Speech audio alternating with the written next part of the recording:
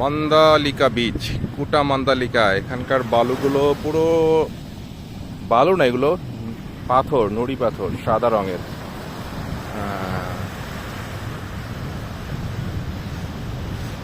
এই যে খুবই সুন্দর একটা বিচ। এই যে মানুষজন এখানে শুয়ে আছে, সবগুলাই বিদেশি, সাদা চামড়া, হোয়াইট স্কিন। এখানে বিচে আমি একটু হাঁটতেছি, অনেকে এবার বিচে নামতেছে দেখতেছি। পাটাও না কাটলেই হয় এখন। সুন্দর সুন্দর।